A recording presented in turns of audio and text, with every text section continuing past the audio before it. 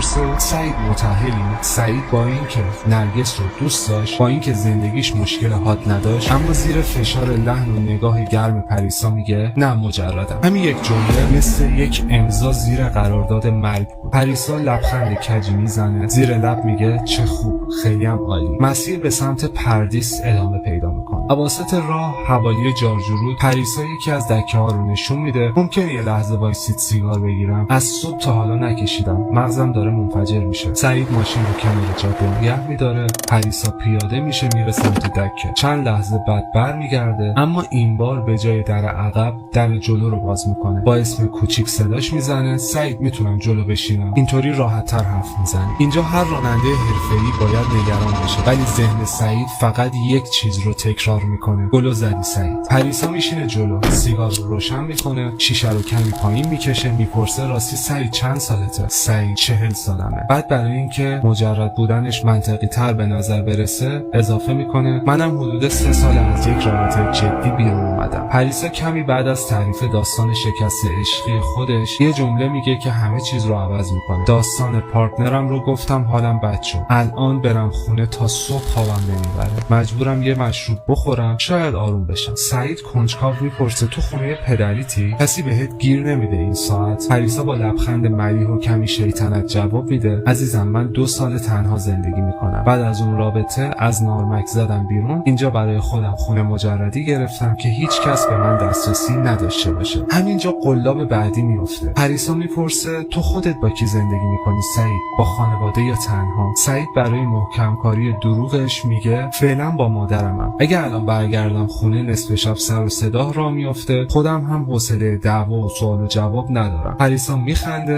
پس خیلی هم خوب شد، اگه دوستش